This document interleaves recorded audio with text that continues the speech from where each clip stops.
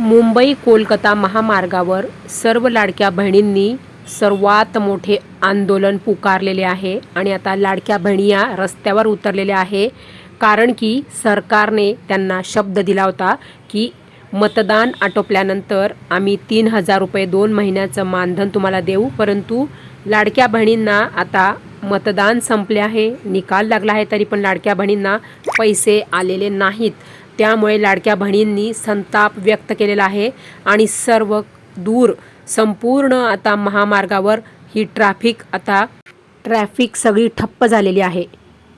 तर लाडक्या बहिणींनी खूप वाट बघितली, कारण की भरपूर लाडक्या बहिणी राहिलेल्या आहेत की त्यांना नोव्हेंबरचा हप्ता आलेलाच नाही आहे आणि डिसेंबरचा हप्ता पण आलेला नाही. कारण की आता आज आहे जानेवारीची 17 तारीख, तीसुद्धा संपलेली आहे.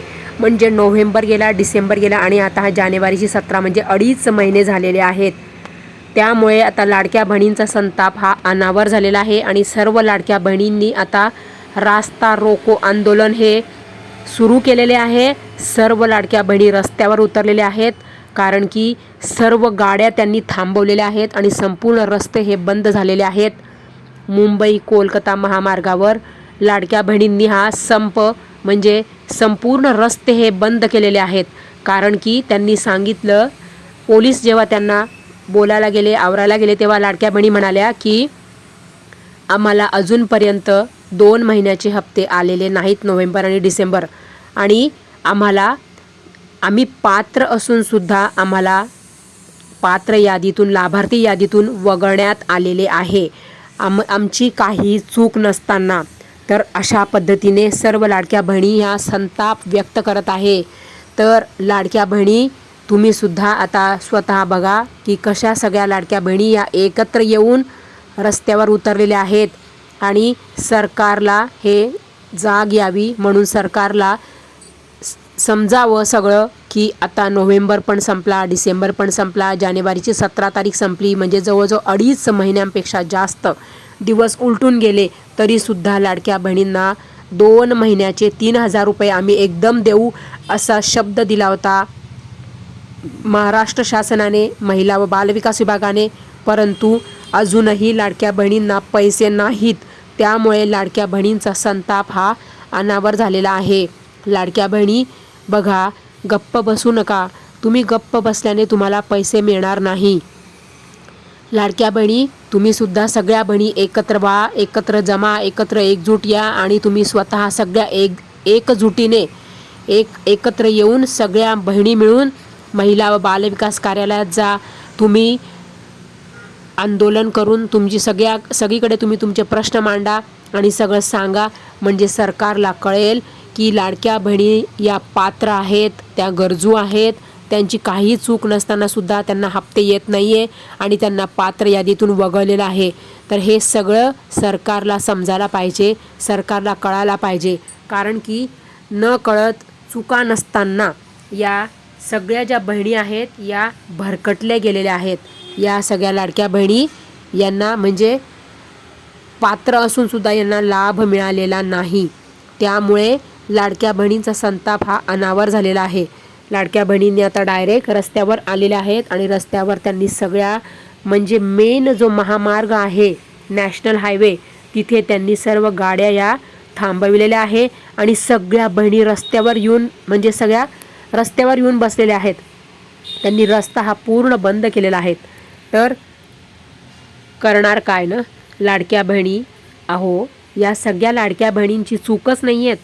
कारण की या लाडक्या बहिणी आहेत पात्र, या लाडक्या बहिणी आहेत गरजू. या लाडक्या बहिणींना अहो ज्यांच्याकडे साधा फोनसुद्धा नसतो, या लाडक्या बहिणी ऑनलाईन KYC कसं करतील? या लाडक्या बहिणी ज्या माझ्या अशिक्षित आहेत, अशा लाडक्या बहिणी ज्या गरजू आहेत, पात्र आहेत, अशा लाडक्या बहिणींसाठी सरकारने काहीतरी तर म्हणजे ऑफलाईन पद्धतीने तर काहीतरी तर त्यांनी पर्याय आणायला हवा होता ना. सरकारने अशा गरजू महिलांसाठी, ज्या महिला अशिक्षित आहे, ज्या बहिणी माझ्या मोलमजुरी करतात, दिवसभर शेतामध्ये कष्ट करतात, कोणाची धुणंभांडी करतात, कष्ट करून पोट भरतात, छोट्याशा घरात राहतात, अशा महिलांकडे कुठून स्मार्टफोन येणार आहे? आणि अशा महिला कुठून त्या ऑनलाईन KYC पूर्ण करणार आहे? तर अशा ज्या महिला आहेत याच तर खऱ्या लाडक्या बहिणी आहेत. आणि अशा लाडक्या बहिणींसाठी सरकारने ऑफलाईन पर्याय आणायला हवा होता ना. सरकार तर ज्ञानी आहे. सरकारला या गोष्टीचं ज्ञान कसे नाही झाले की लाडक्या बहिणी तुम्ही जेव्हा म्हणतात की जेव्हा गरजू महिला ज्या आहेत, ज्या कष्टकरी आहेत, ज्या धुणंभांडी करणाऱ्या आहेत त्यांनाच आम्ही फक्त लाभ देणार. तर हो, तुम्ही त्यांनाच लाभ द्या, त्याच खरं पात्र आहेत. परंतु त्यांना कळणार कसं? तुम्ही म्हणतात की तुम्ही जर कागदपत्र सादर नाही केले तर तुमची KYC पूर्ण होणार नाही. परंतु अशा ज्या बहिणी आहेत माझ्या साध्या सिंपल मोलमजुरी करणाऱ्या, ग्रामीण भागात राहणाऱ्या, की ज्या शाळा पण शिकलेल्या नाही आहेत, अशा लाडक्या बहिणींकडे स्मार्टफोन कुठून असणार आहेत? अशा लाडक्या बहिणी ऑनलाईन KYC कशा करणार आहेत? हे सर्व सरकारने विचार करायला हवा. सरकारला या सगळ्या गोष्टी सरकारने गृहीत धरायला हव्या आणि ऑफलाईन पद्धतीने या बहिणींसाठी काहीतरी पर्याय आणायला हवा की जेणेकरून या बिचाऱ्या सगळ्या लाडक्या बहिणी एखाद्या कार्यालयात जातील आणि तिथे जाऊन ते त्यांची KYC पूर्ण करतील.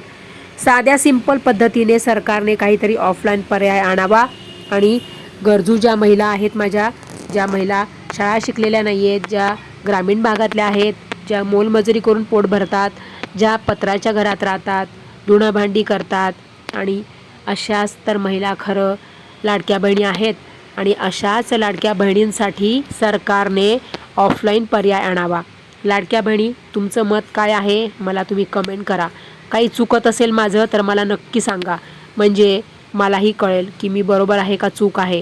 लाडक्या बहिणींसाठी मला फक्त लढायचं आहे एवढंच मला कळतं. लाडक्या बहिणींना न्याय मिळावा एवढंच मला कळतं.